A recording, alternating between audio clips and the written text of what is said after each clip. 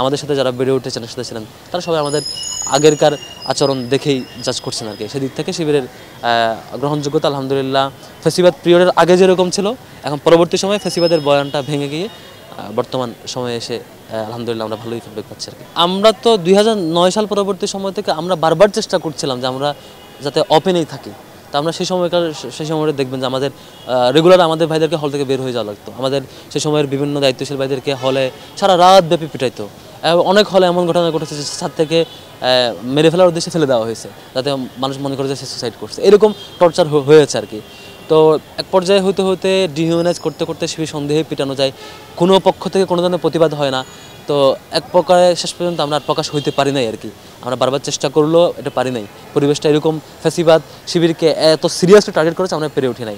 But finally আলহামদুলিল্লাহ ফ্যাসিবাদ থেকে মুক্ত হওয়ার পর এই যে 5ই আগস্টের যে গণ অভ্যুত্থান তার পরবর্তী সময়ে আমরা তখন থেকে চেষ্টা করছি আমাদের ভাইদেরকে আমরা আসলে যেমন সেটাই দেখানো, নতুন করে দেখানো কিছু নয়। আমরা সবাই তো ক্যাম্পাসেই ক্লাস করেছি, ক্যাম্পাসেই বড় হয়েছে, আমাদেরকে শিক্ষার্থীরা চিনেছেন।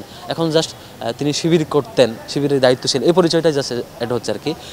অলমোস্ট আলহামদুলিল্লাহ পজিটিভ, কারণ আমাদের সাথে যারা বেড়ে উঠেছেন সাথে ছিলেন তারা সবাই আমাদের আগেরকার আচরণ দেখেই জাজ করছেন আর কি। সেদিক থেকে শিবিরের গ্রহণযোগ্যতা আলহামদুলিল্লাহ ফেসিবাদ পিরিয়ডের আগে যেরকম ছিল এখন পরবর্তী সময়ে ফেসিবাদের বয়ানটা ভেঙে গিয়ে বর্তমান সময়ে এসে আলহামদুলিল্লাহ আমরা ভালোই ফিডব্যাক পাচ্ছি আর কি। আমাদের শিবিরের আপনারা নিঃসন্দেহে জানেন হয়তো, মানে ছাত্র শিবির মানে অধিকার প্রশ্নে সবার জন্য কাজ করবে, শিক্ষার্থীদের সবার জন্য কাজ করবে, কিন্তু স্ট্রাকচারাল জায়গা থেকে এটা ছাত্রদের জন্য স্পেসিফিক আর কি। স্ট্রাকচার, সাংগঠনিক স্ট্রাকচার ছাত্রদের জন্য এটা স্পেসিফিক। আর অধিকার প্রশ্নে বা অন্যান্য সংগঠন যেগুলো পাবলিক গ্যাদারিং যে কাজগুলো করে এগুলো ছাত্র শিবির সবার জন্য, সব জেনারেশনের সব ক্যাটাগরি শিক্ষার্থীর জন্য কাজ করবে, এটাতে কোনো ধরনের লিমিটেশন নেই। শিয়া বাটার ও ভিটামিন ই সমৃদ্ধ lily glam beauty soap. Lily always beautiful. আমরা শিক্ষার্থীদের কাছে মানে অলরেডি তো আগেও আমরা মিশেছি, শিক্ষার্থীদের সাথে ছিলাম, এখন আবারও যাচ্ছি, গিয়ে আমাদের কথাগুলো বলার চেষ্টা করছি। আমরা আসলেই ছাত্র রাজনীতির কোন রূপটা আমরা চাই।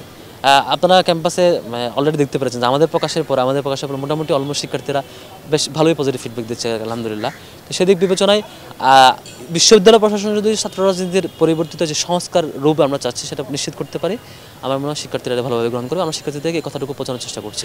অবশ্যই আমরা আইডিয়া এক্সচেঞ্জের মধ্য দিয়ে, পারস্পরিক শেয়ারিংয়ের মধ্য দিয়ে এগোতে চাই। কোনো জিনিস, কোনো আইডিয়া কখনোই কোনোভাবে কারোর উপর চাপিয়ে দেবে এটার সাথে আমরা কখনোই একমত না, এবং এটা আমরা করতেও চাই না, কখনো করবো না। আমরা শিক্ষার্থীদের সাথে পারস্পরিক এক্সচেঞ্জটা করতে চাই, আইডিয়ার এক্সচেঞ্জ। অনেক ধন্যবাদ, থ্যাংক ইউ।